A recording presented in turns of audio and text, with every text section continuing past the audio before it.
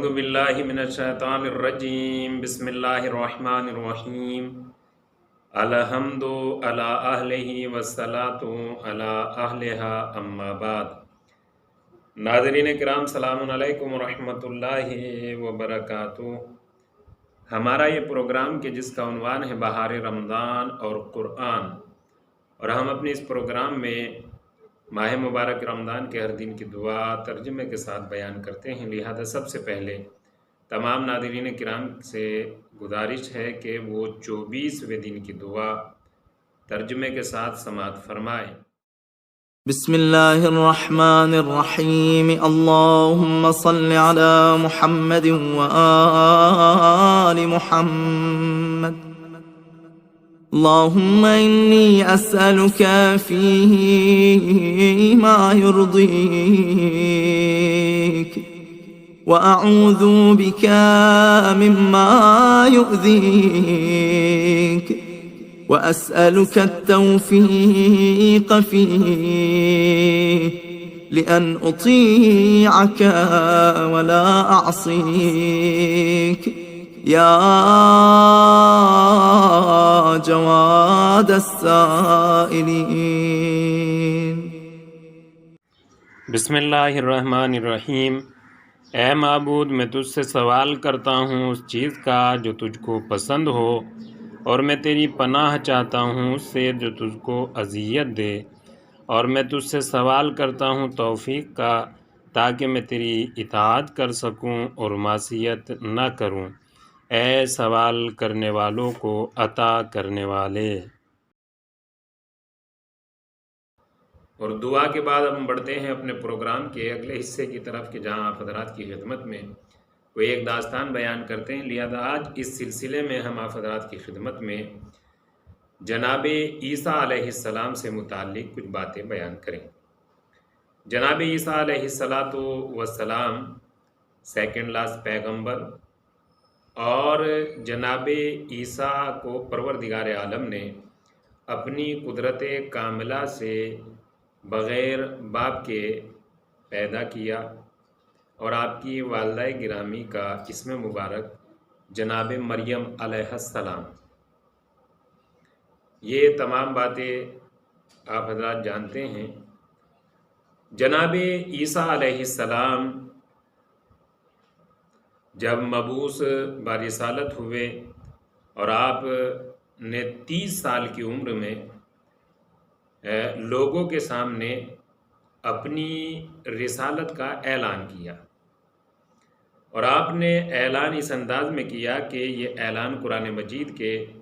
سورہ آل عمران کی آیت نمبر 49 میں یہ آج بھی موجود ہے کہ جناب عیسیٰ نے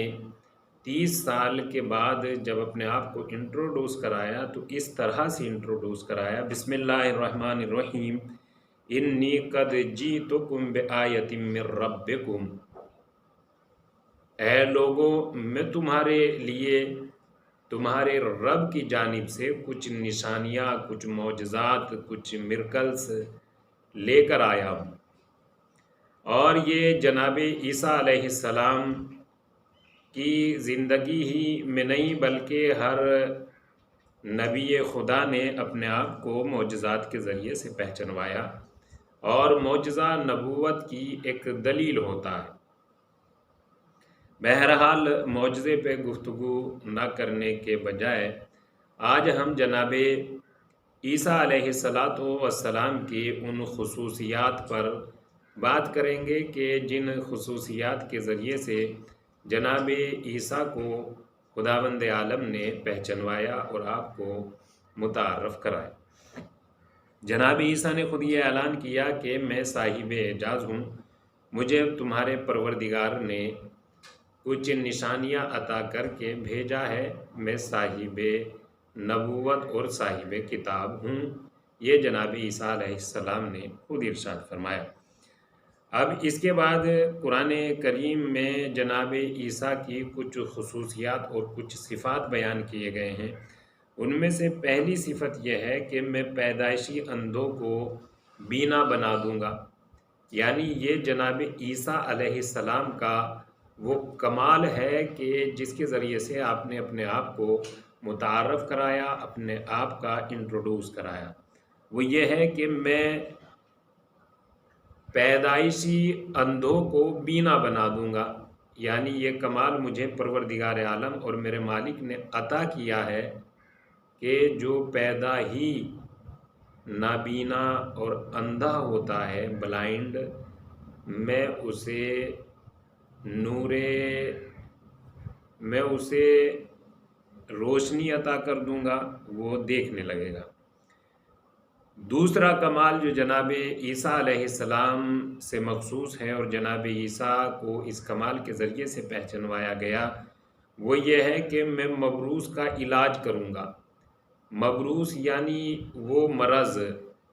جو انسان یا کسی طرح کے انسان میں وہ پیدا ہو جاتا ہے کہ جو لامرج لا علاج مرض ہے، یہ مبروس یعنی برس یا انسان کے جسم پر کچھ اس طرح کے وائٹ داغ اور یہ وائٹ سے دھبے جو ہو جاتے ہیں، اور اگر وہ زیادہ ہو جاتے ہیں تو انسان اور بہت زیادہ اگر ہو جاتے ہیں تو انسان کی زندگی ایک عجیب سی ہو جاتی ہے اور خود انسان کا جسم معیوب سا دکھائی دینے لگتا ہے۔ لہذا جناب عیسیٰ کی دوسری خصوصیت یہ ہے کہ جناب عیسیٰ نے خود یہ اعلان کیا کہ میں مبروس کا علاج کروں گا۔ تیسری خصوصیت یہ ہے کہ حکم خدا سے مردوں کو زندہ کروں گا۔ یہ جناب عیسیٰ کی وہ صفت ہے کہ جس کے ذریعے سے قرآن مجید نے جناب عیسیٰ کو انٹروڈیوس کرایا۔ اور چوتھی صفت یہ ہے کہ میں تمہیں ان باتوں کی خبر دوں گا کہ تم کیا کھاتے ہو اور اپنے گھروں میں کیا جمع کرتے ہو۔ یعنی اس بات سے تقریباً اس بات کا اندازہ لگایا جا سکتا ہے کہ جناب عیسیٰ علیہ السلام غیب کی خبریں دیتے تھے، یعنی جو ہم نے کھایا ہے وہ بھی وہ بتاتے، اور جو ہم نے اپنے گھر میں جمع کر کے رکھا ہے، مال و دولت، ساز و سامان، اس کی بھی انہیں خبر تھی۔ یہ 3-4 باتیں کہ جو جناب عیسیٰ علیہ السلام سے متعلق ہے، اور قرآن مجید نے ان اعتبار سے جناب عیسیٰ کو پہچانوایا ہے۔ اب بڑھتے ہیں جناب عیسیٰ علیہ السلام کی زندگی کے اگلے حصے کی طرف کہ جناب عیسیٰ کی زندگی اپنے کمال انسانی اور عہدہ الہی کے ساتھ منزل کمال کی طرف رواں دواں ہیں، اور جناب عیسیٰ لوگوں کی ہدایت کر رہے ہیں۔ اور اسی دوران بنی اسرائیل کا ایک خاندان، ایک فیملی، یہ بنی اسرائیل پورا ایک ٹرائب، ایک قبیلہ ہے، اور اس میں چند فیملیز، یعنی بہت سی فیملیز ہیں اس میں، جنہیں ملا کر اس پوری کی پوری فیملیز کو ٹرائب یا بنی اسرائیل کا قبیلہ کہتے ہیں۔ اس قبیلے میں ایک خاندان کی خصوصیت یہ بتائی جاتی ہے کہ وہ خاندان کا کوئی بھی فیملی ممبر، اس فیملی کا کوئی بھی ممبر اگر 40 دن تک مسلسل بارگاہ خداوندی میں راز و نیاز کرتا،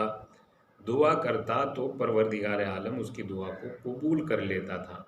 یہ اس فیملی پر بہرحال رحمت الہی تھی، یا یہ اس فیملی کا کمال تھا، تو خداوند عالم ان کی دعاؤں کو قبول کر لیتا تھا۔ ایک شخص نے 40 روز تک بارگاہ خداوندی میں دعا کی، لیکن اتفاق یہ ہوا کہ اس کی دعا قبول نہیں ہوئی، جبکہ وہ بھی اسی فیملی میں سے تھا کہ جس فیملی کا کمال یہ تھا کہ اس فیملی کے ممبرز کی دعا بارگاہ خداوندی میں قبول ہوتی ہے۔ انہوں نے 40 دن تک بارگاہ خداوندی میں مسلسل دعا کی، لیکن اس کی دعا قبول نہیں ہوئی، اور وہ جناب عیسیٰ علیہ السلام کی بارگاہ مقدس میں آیا، اور آنے کے بعد اس نے عرض کیا، اے نبی خدا، اے نبی الہی، میں مسلسل 40 روز سے بارگاہ خداوندی میں دعا کر رہا ہوں، لیکن میری دعا قبول نہیں ہو رہی ہے۔ آپ نبی خدا ہیں، آپ میری طرف سے بارگاہ خداوندی میں درخواست کر دیجئے، دعا کر دیجئے تاکہ میری دعا بارگاہ خداوندی میں قبول ہو۔ جناب عیسیٰ علیہ السلام نے بارگاہ خداوندی میں دعا کی، اور دعا کرنے کے بعد وحی الہی جناب عیسیٰ علیہ السلام پر نازل ہوئی، جس میں پروردگار عالم نے جناب عیسیٰ سے کہا کہ وہ بندہ جو میری بارگاہ میں دعا کر رہا ہے وہ دعا تو کر رہا ہے اور میں اس کی دعا کو سن بھی رہا ہوں،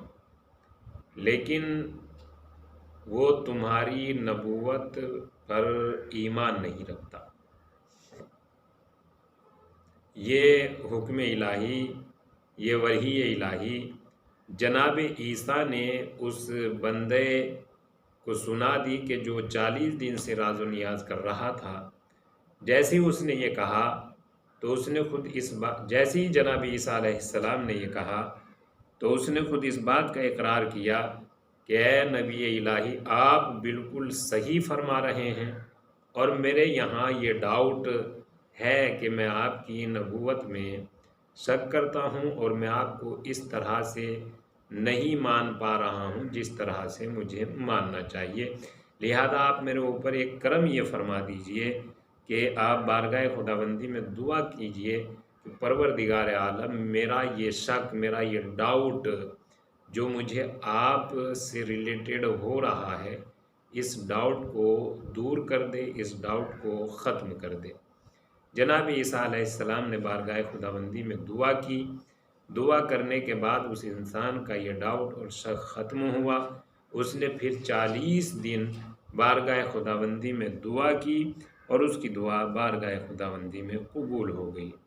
یہ اس داستان کی یہ پوری کی پوری داستان سنانے کا مقصد یہ ہے کہ جن معصوم پرسنالٹیز کو ہم نے بارگاہ خداوندی میں وسیلہ، نمائندہ اور اپنے سورسز بنائے ہوئے ہیں، لہذا ان کے اس شخصیت میں ان کی ذوات اور ان کے وہ عہدہ الہی جو انہیں پروردگار عالم نے عطا کیے ہیں، ان میں ہمیں شک نہیں کرنا چاہیے۔ ضروری ہے کہ شک سے الگ ہو کر ہم انہیں اپنا ایسا مضبوط وسیلہ اور اپنا ایسا مضبوط راستہ بنائیں کہ وہی وہ ذوات مقدسہ ہیں کہ جو ہماری باتوں کو ادھر سے ادھر لے جاتے ہیں، اور ان کے صدقے میں بارگاہ خداوندی میں ہماری باتیں مستجاب اور قبول ہوتی ہیں، ہماری دعائیں انہی کے صدقے میں قبول ہوتی ہیں، اور وہی وہ عظیم پرسنالٹی ہیں کہ جو ہمیں اور ہماری دعاؤں کو بارگاہ خداوندی میں رسائی کرنے کی طاقت اور اجازت رکھتی ہیں۔ لہذا انہی چند باتوں کے بعد ہم بارگاہ خداوندی میں دعا کرتے ہیں، مالک تجھے واسطہ محمد وآل محمد کا ہمیں تمام آسمانی کتابوں پر، تمام رسولوں، تمام نبیوں پر مکمل ایمان رکھنے کی توفیق عطا فرما، اور ہمارے چہاردہ معصومین علیہم الصلاۃ والسلام کے دامت سے مکمل طریقے سے متمسک ہونے کی توفیق عطا فرما، ان کے نقش قدم پر چلنے کی توفیق عطا فرما۔ مالک تجھے واسطہ محمد وآل محمد کا ہمارے گناہوں کی مغفرت فرما، ہمیں جوار رحمت میں جگہ عنایت فرما، ہمارے مرحومین کی مغفرت فرما۔ وآخر دعوانا الحمد للہ رب العالمین۔